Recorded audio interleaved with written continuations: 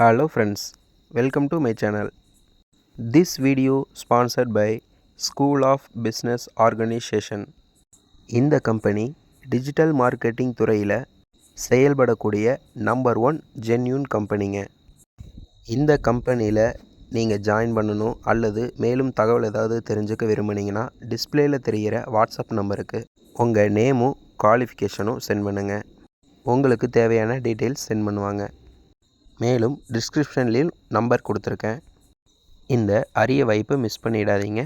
Thank you.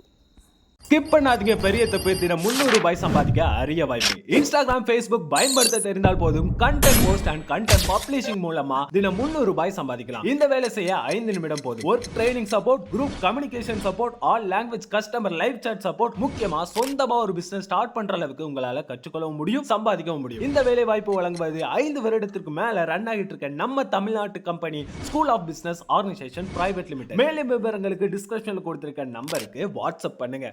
Hi friends, இந்த வீடியோவில் என்ன பார்க்க போகிறோன்னா ரவா பொங்கல் ரெசிபி தாங்க பண்ண போகிறோம். வாங்க எப்படி பண்ணலாங்கிறத வீடியோக்குள்ளே பார்க்கலாம். ஃப்ரெண்ட்ஸ், ஒரு பேனில் ஒரு கப் அளவு பாசிப்பருப்பு ஆட் பண்ணி நல்லா வறுத்தெடுத்துடலாம். நல்லா வறுத்தெடுத்த பாசிப்பருப்பை ஒரு குக்கரில் மாற்றிடலாம்.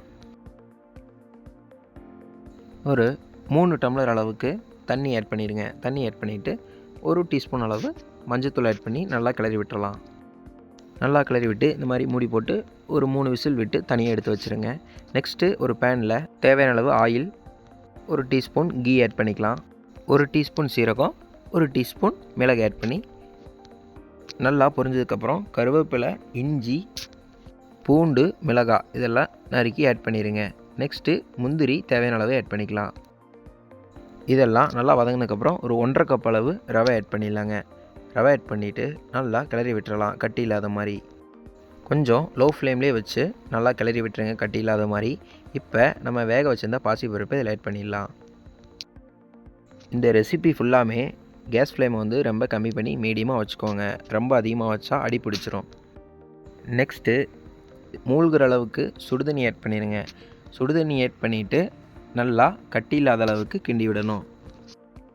பச்சை தண்ணி ஆட் பண்ண வேண்டாம். நல்லா சுடுதண்ணி ஆட் பண்ணி இந்த மாதிரி நல்லா கட்டி இல்லாத மாதிரி கிண்டிகிட்டே இருங்க. இந்த கன்சிஸ்டன்சியில் வந்துடும். ரெசிபிக்கு தேவையான உப்பு நம்ம சுடுதண்ணி வைக்கும்போதே அதிலே ஆட் பண்ணிடலாம். நெக்ஸ்ட்டு இந்த அளவுக்கு கைவிடாமல் கிண்ணதுக்கப்புறம் லைட்டாக கொத்தமல்லி தலையை மேலே தூவி விட்டுட்டு தேவையான அளவு நெய்யை ஆட் பண்ணிடுங்க. நெய்யே தாராளமாக ஆட் பண்ணலாங்க. நெய் எவ்வளோக்கு எவ்வளோ சேர்த்துறீங்களோ அவ்வளோக்கு எவ்வளோ டேஸ்ட்டும் மனமும் நல்லாயிருக்கும். நல்லா ஆட் பண்ணிவிட்டு இந்த மாதிரி நல்லா கிண்டி விட்டுருங்க. அவ்வளோதாங்க, நம்ம ரெசிபி ரெடி ஆயிடுச்சு. ரவா பொங்கல் மறக்காமல் நீங்களும் இதை ட்ரை பண்ணி பார்த்துட்டு கமெண்ட்டில் எப்படின்னு சொல்லுங்கள். நன்றி, வணக்கம்.